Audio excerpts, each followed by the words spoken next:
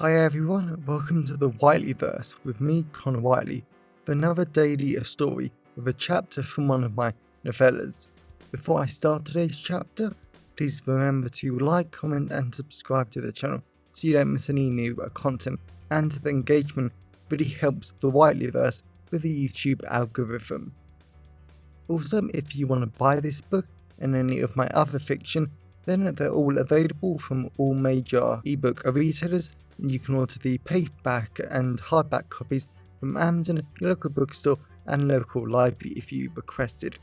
Also, if you want the AI generated audiobook, then you can get it from selected audiobook platforms and library systems like Kobo, Spotify, Barnes & Noble, Google Play, Baker & Taylor, Biblioteca and Overdrive. Now, here's today's chapter. I hope you enjoyed as much as I did writing it. Chapter 2. A moment later, I found myself wearing a black police uniform on the other side of the grey metal railings, sort of like I had always been there. I could do the same thing with teleportation, but I couldn't change people's clothes or make people believe I had always been a cop. That took some serious power. "Thank you," I said as I went towards the Abbey. It felt so weird having people wave and smile at me from the crowds as I went towards the Abbey. The closer I got to the imposing grey stone Abbey, the more sad and weird I felt. It was almost like the Abbey itself was trying to make me sad. In a way, I suppose that's normal because the Queen's dead, so it's normal for me to feel some kind of collective grief for the country. But it wasn't like that. I could have sworn the Abbey itself was trying to make me sad. I bowed my head slightly towards the lines upon lines of mourners as they waited to enter the Abbey, and that's when I simply stopped.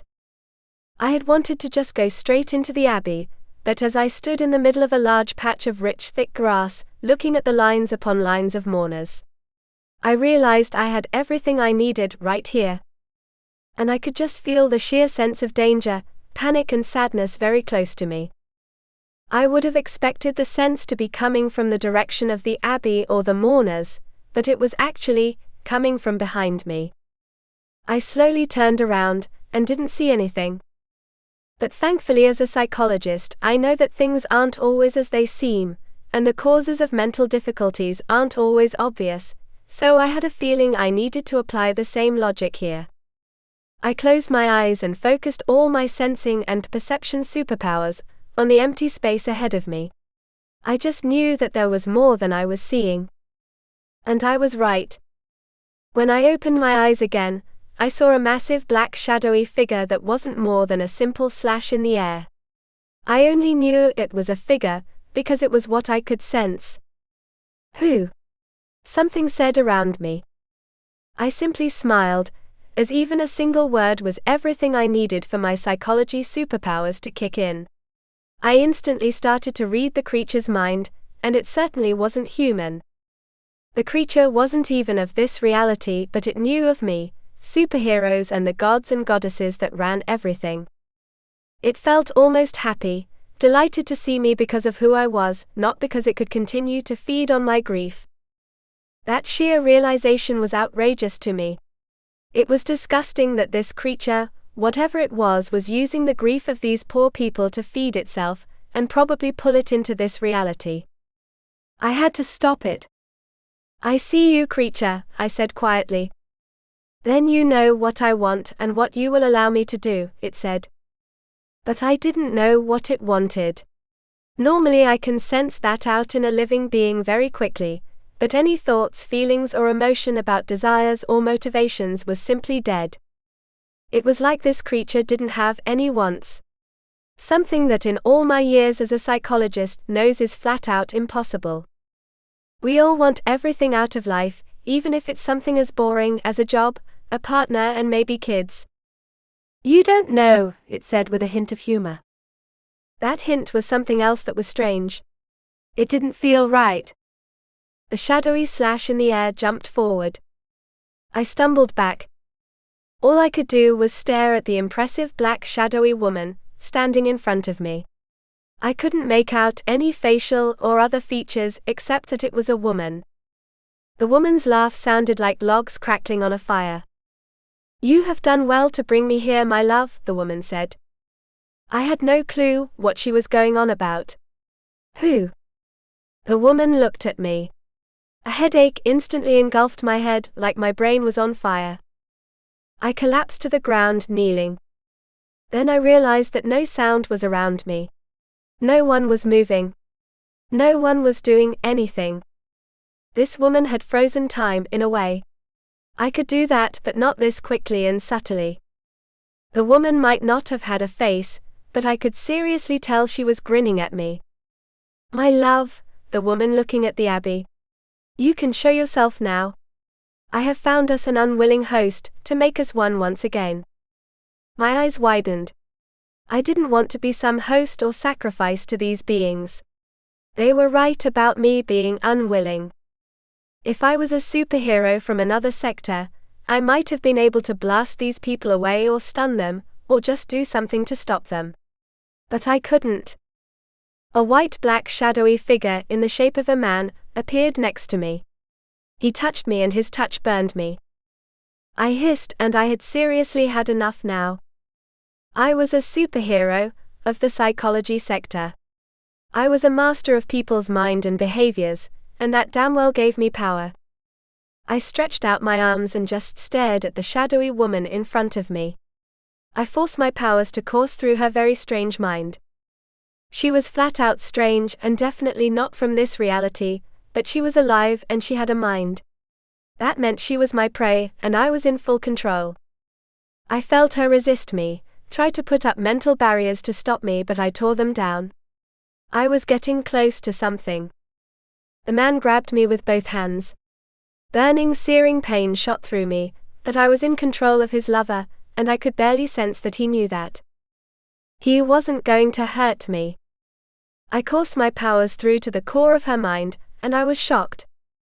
She was exactly of this reality. She wanted to kill the mourners. She wanted to consume their souls and their life forces, and most importantly their grief. They wanted the grief to resurrect a long-dead goddess. The man smashed me over the head. My superpowers disconnected. Time restarted. I collapsed to the ground. The shadowy man and woman shot out their hands. Black swirls of energy launched themselves at the mourners. They screamed. They tried to run. They collapsed to the ground.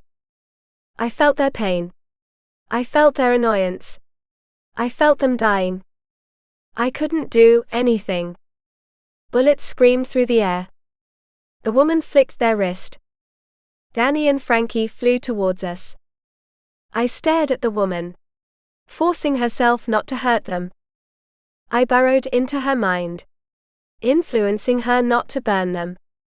She resisted. I felt her mind wanting to kill them. She was fighting me. No. I shouted into her mind. The woman hissed.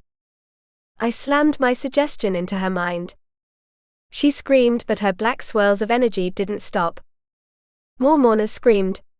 I had to save them. Banish him. I shouted into the woman's mind. She didn't want to. I kept slamming my influence into her. My eyes started to bleed. My nose poured with blood. I had to control her a little longer. I couldn't let people die. The woman screamed at the man. The man collapsed to the ground, covering his ears. The black swirl stopped, returning to him. A massive golden blast of energy smashed into the man and woman. The shockwave knocked me to the ground. My vision blurred. I disconnected from the woman's mind. When I regained my vision, I was amazed to see a very tall, beautiful woman with golden glowing hair and wearing a stunning golden dress, standing right next to Danny and Frankie. My boss Natalia, goddess of my sector, had come to finish off the figures. And my stomach just twisted into a painful knot, as I wondered why the hell was my boss, one of the most powerful goddesses in all of creation, here. That question just terrified me. Welcome back everyone, it's me again, Connor Whiteley. So I really hope that you enjoyed today's story, because I flat out love writing, creating stories and sharing them. with you. If you enjoyed today's story, then please remember to like, comment and subscribe to the channel so you don't miss any new content, and the engagement really helps the Whiteleyverse with the YouTube algorithms. And if you want to buy this short story or any of my other fiction, then they're available from all major ebook retailers, and you can get them from your local library if you requested, and you can order the paperback copies from Amazon, your local bookstore or local library if you request it. Lastly, if you want to support the channel on a one-off basis, then you can now buy me a coffee at buymeacoffee.com/Connor Whiteley. Also, if you know anyone who would enjoy today's story, then please share it with them. I'm always really grateful when you wonderful people help spread the word about the channel. So, thanks for watching the Whiteleyverse, and I'll see you again soon. Have a great day, everyone.